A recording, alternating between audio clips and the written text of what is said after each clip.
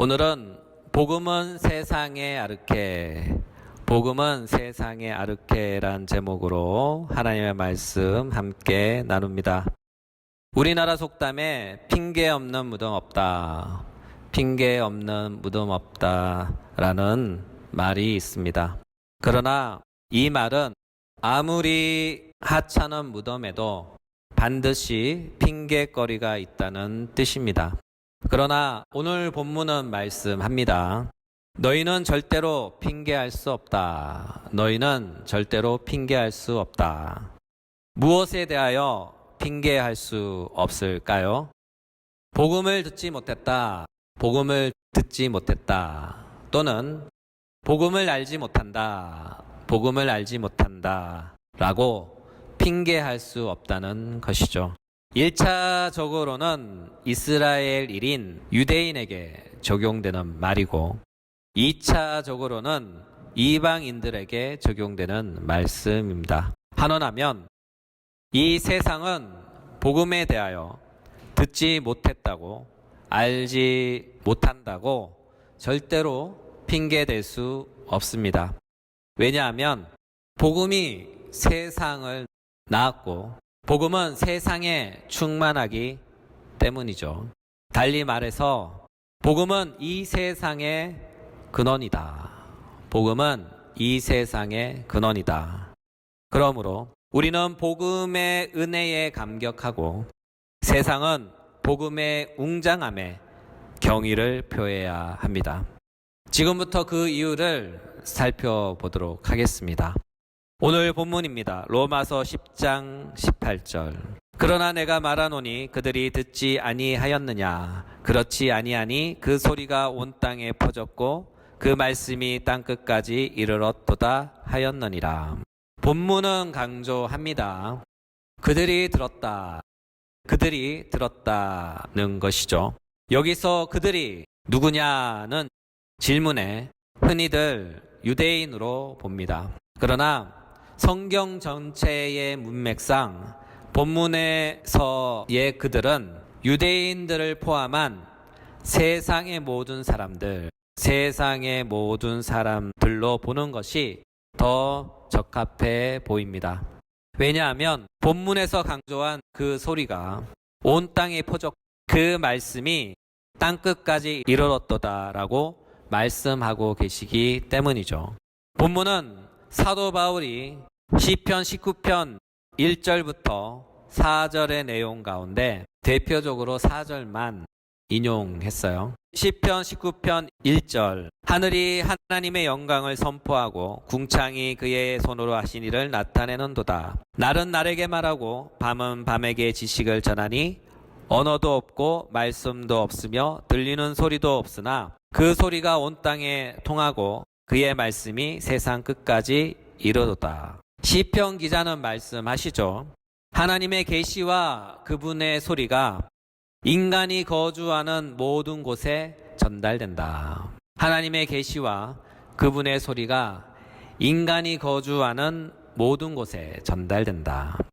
특히 시편 19편 1절에 선포하다를 주목해 보셔요. 이 단어는 히브리어 사파르의 분사강의형인데 히브리어 분사강의형은 그 선포하는 행위가 계속해서 지속되는 상태를 강조할 때 사용합니다. 달리 말해서 하늘이 하나님의 영광을 선포하는 일이 멈춤 없이 정지됨 없이 지금도 그리고 앞으로도 계속해서 지속되는 상태를 뜻하는 것이죠. 따라서 이 말이 강조하는 요점은 옛날부터 지금까지 그리고 앞으로 하늘은 하나님의 영광을 선포했고 지금도 선포하며 앞으로도 쭉 선포한다는 것이죠.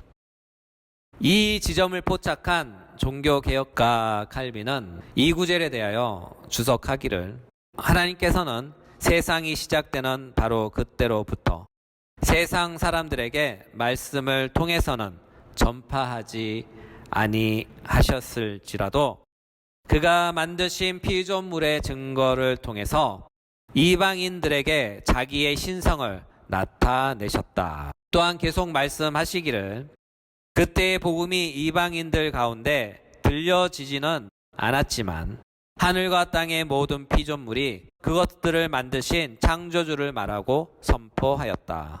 따라서 하나님은 하늘이 선포하는 음성을 통해서 멀리서나마 이방인들에게 말씀하셨기 때문에 결국 이방인들에게도 또한 자신을 알리셨다라고 진술했어요.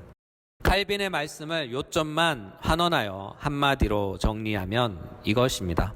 하나님은 이방인들에게도 신성의 충만함을 통해 복음을 보이시고 알리셨다. 하나님은 이방인들에게도 신성의 충만을 통해 복음을 보이시고 알리셨다.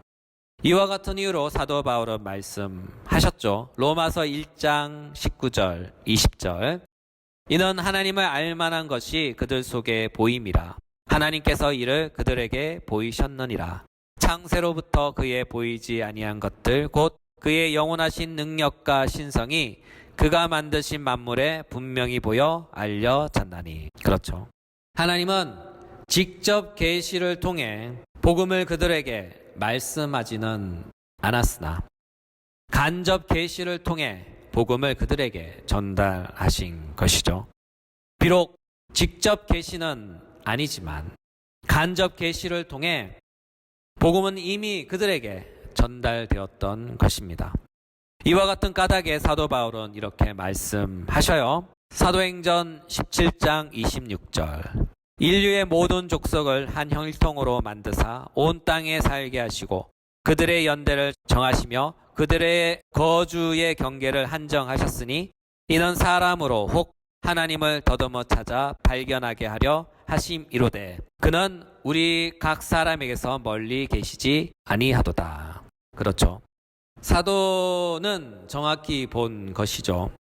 하나님은 이방인에게도 자신을 더듬어 찾아 발견할 수 있도록 희미한 빛으로 당신을 계시해 주신 것이죠. 이로 인하여 그들이 진실로 하나님을 향한 마음만 있다면 그들은 언제든지 하나님을 발견할 수 있으며 찾고 만날 수 있습니다. 한마디로 복음의 엘리베이터는 항상 예비되어 있었던 것이죠. 그 예가 바로 동방박사입니다. 마태복음 2장 10절 11절 그들이 별을 보고 매우 크게 기뻐하더라. 집에 들어가 아기와 그의 어머니 마리아가 함께 있는 것을 보고 엎드려 아기께 경배하고 보배합을 열어 황금과 유향과 모략을 예물로 드리니라. 이 구절은 우리가 잘 아는 동방박사 이야기입니다. 그들은 이방인들로서 어떻게 하나님의 독생자 아들이신 아기 구주를 만날 수 있었던 것일까요? 바로 사도 바울이 말씀하신 대로 동방 박사들은 하나님을 더듬어 찾아 희미한 계시의 빛을 따라왔기 때문에 그들은 결국 아기 구주를 만날 수 있었던 것이죠.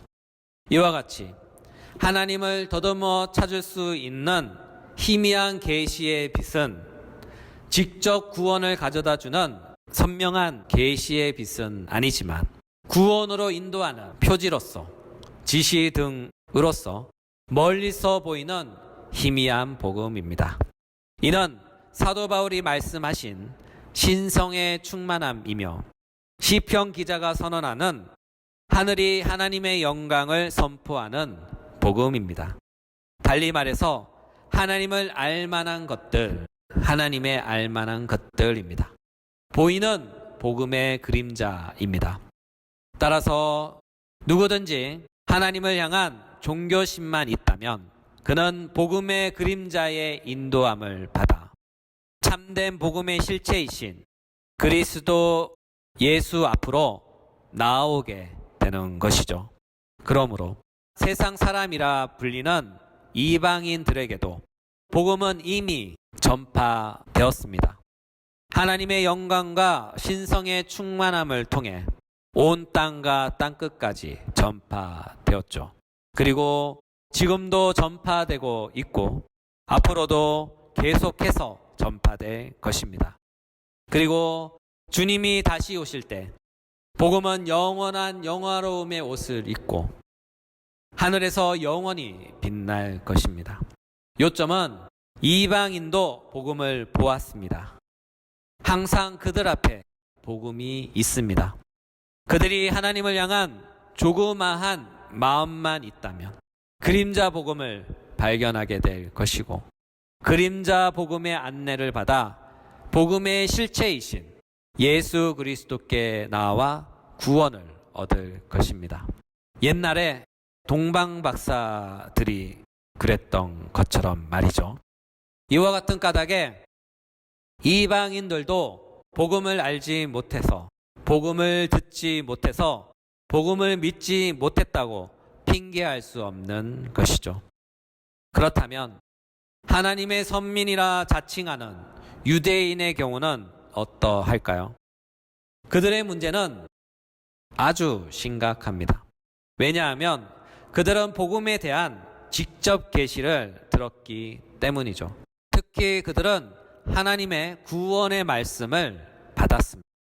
달리 말해서 그들에게는 성경이 있습니다. 우리가 구약 성경이라 부르는 것이 바로 그것입니다. 구약 성경은 모세의 글과 선지자의 글과 시편으로 구성되어 있죠. 예수님은 말씀하셨어요. 누가복음 24장 25절 27절 미련하고 선지자들이 말한 모든 것을 마음에 더디 믿는 자들이여 그리스도가 이런 고난을 받고 자기의 영광에 들어가야 할 것이 아니냐 하시고 이에 모세와 모든 선지자의 글로 시작하여 모든 성경에 쓴 바 자기에 관한 것을 자세히 설명하시니라. 이 구절을 통하여 우리 주님은 선명하게 분명하게 말씀합니다. 구약 성경 안에 복음이 있다.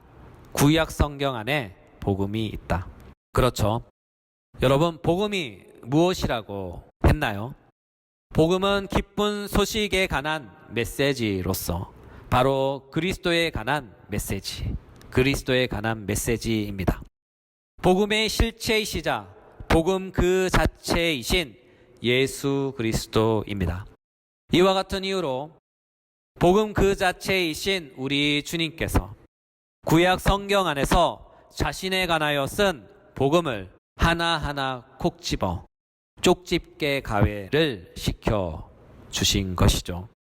따라서 구약 성경 자체가 이미 복음으로 충만합니다. 이로 인하여 구약 성경 안에서 복음을 발견하지 못했다고 하는 것은 절대로 있을 수 없는 구차한 변명밖에 되지 않는 것이죠. 특히 모세의 글 중에서 창세기를 주목해 보셔요. 창세기 3장 15절 내가 너로 여자야와 원수가 되게 하고 내 후손도 여자의 후손과 원수가 되게 하리니 여자의 후손은 내 머리를 상하게 할 것이요 너는 그의 발꿈치를 상하게 할 것이니라. 이 구절은 아주 중요한 구절입니다. 왜냐하면 이 구절을 가리켜 흔히들 원복음이라고 부르기 때문이죠. 한마디로 창세기 3장 15절은 복음이다. 복음이다. 달리 말해서 여자의 후손으로 그리스도께서 오셔서 사탄을 물리치시고 결국 그리스도께서 승리하신다는 내용입니다. 이후의 모든 성경의 역사와 기록은 바로 이 복음을 이루기 위한 역사와 기록입니다. 이를 달리 표현하면 구속사입니다. 풀었으면 구속의 역사 또는 구원의 역사입니다. 이와 같은 까닭에 성경은 무엇에 관한 책일까요? 바로 구원을 주시고 구원을 성취해 가시는 하나님의 일하심을 기록한 책입니다. 따라서 성경은 구속사적 관점에서 성경을 상고할 때 오류 없이 올바르게 성경을 읽어낼 수 있는 것이죠. 그러므로 성경은 그 시작부터가 그 자체가 복음입니다. 이로 인하여 이렇게까지 표현할 수 있어요. 복음이 세상을 낳았다. 복음이 세상을 낳았다. 왜냐하면 세상의 모든 역사는 복음을 이루기 위해서 시작되었기 때문이죠. 여러분, 인류가 어떻게 시작되었을까요? 바로 아담과 하와로부터 시작되었죠. 창세기 3장 20절. 아담이 그의 아내의 이름을 하와라 불렀으니 그는 모든 산자의 어머니가 됨이더라. 이 구절은 증거하시죠.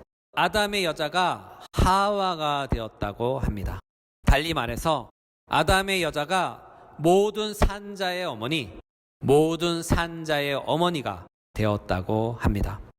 그 이유가 무엇이죠? 모든 인류가 하와의 자궁으로부터 탄생하고 시작되었기 때문이죠.